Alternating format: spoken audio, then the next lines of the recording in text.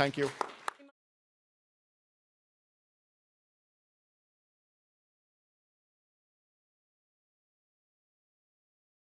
Cool. I'm Ted. You can find me on all the socials on TNM.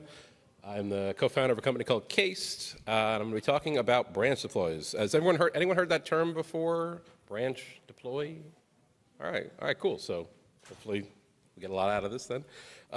So what is a branch deploy? So I assume everyone knows what a deploy is. So not in the Kubernetes sense, but in the very, very general sense of taking code from a source, like a repository, and putting it somewhere, like an environment or a target, to run your application, right? So a branch deploy, and I first encountered it maybe 12, 13 years, I'm aging myself here, but about 13 years ago when I first started working at GitHub, because this was the way we developed and deployed software. And if you look at this, this is actually from the GitHub blog.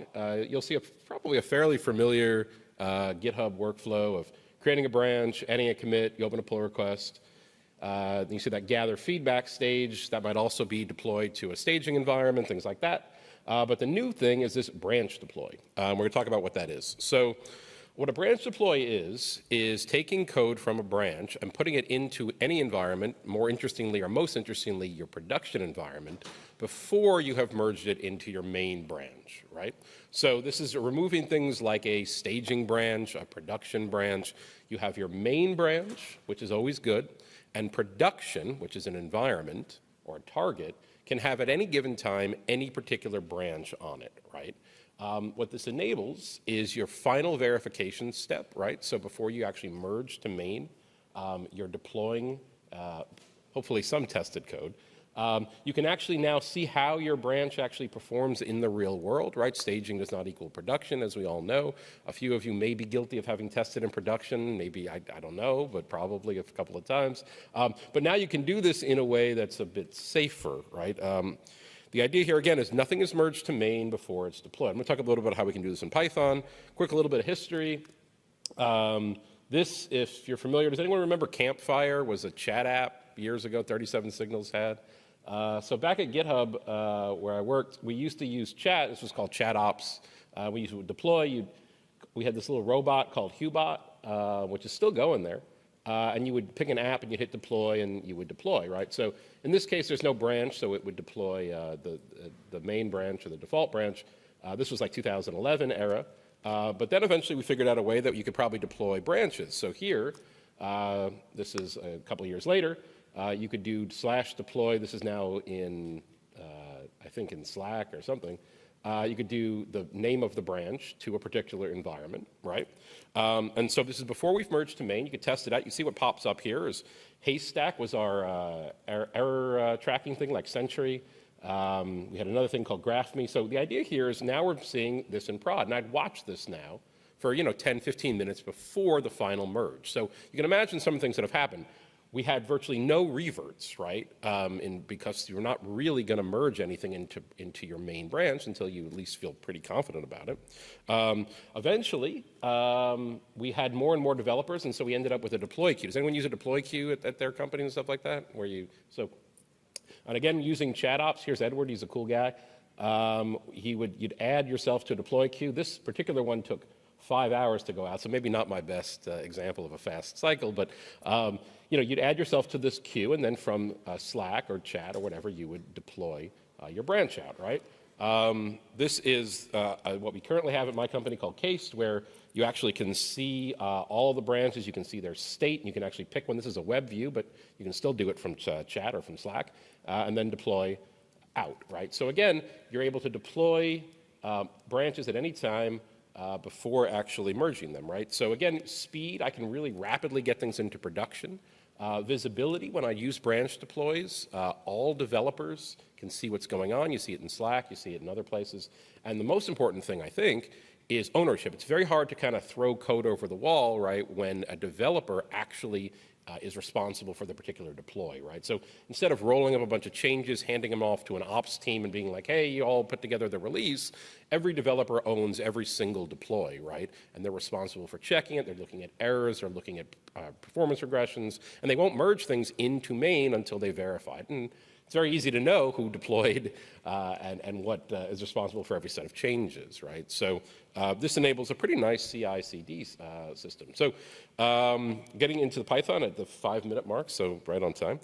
Branch deploy should be easy to do and fast, right? This is a UX problem largely, right? This is how do I have good developer experience? But what's interesting, and maybe as I'm advocating for this, some thoughts have crossed your mind, is like, well, what happens in like more complicated workflows, right? Not every developer maybe can deploy. Maybe not every developer can deploy all the time. Who can deploy? Can I deploy this branch? Can I deploy that branch, right? Early on in GitHub where this developed, basically if you were an employee, you could deploy anything, which was pretty cool. But that didn't quite scale as we got a bit larger. So you can imagine there are some more complicated workflows. Let's do some stuff in Python. So let's represent a branch deploy. This is all workable Python, but you can imagine this is more pseudocode than actual Python.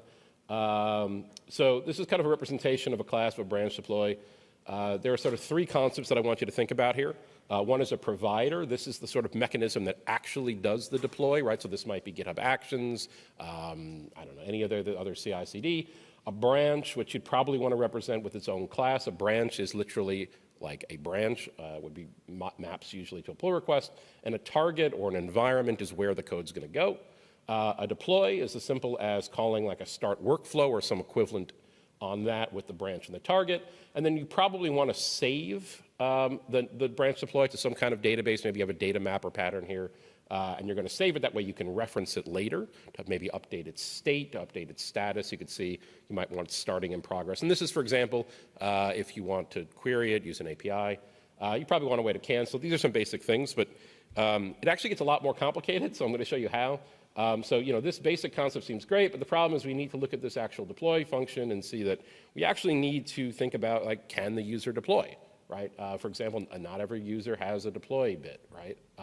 But it actually gets even more complicated, right? Can a user deploy a particular branch, right? So I might be able to deploy, I don't know, my own branch, but maybe I can't deploy another branch that isn't passing tests yet, hasn't been approved. The branch itself may have characteristics that make it deployable or not. Like I said, the branch may, for example, not be passing tests. It may not be mergeable into main, in which case you'd want to say we shouldn't deploy that, right? Gets even more complicated because in addition to the branches, we have a concept of targets, right? That's an environment. Environments in a branch deploy system may be locked, meaning, for example, someone may have already deployed. I don't want to deploy over them. It might be locked because there's some migration running. There's all sorts of reasons, right? So the very simple concept actually gets pretty complex. You can, obviously you don't have time to go through all the code here, but you can imagine what these might fill out if you want to build a system like this yourself. And we at Case have built something like this that handles all this stuff, which is pretty cool. But conceptually, I want you to kind of think about the value of the branch deploy and then think about how you might implement something like that. Oh, it gets even more complicated. I forgot about this point.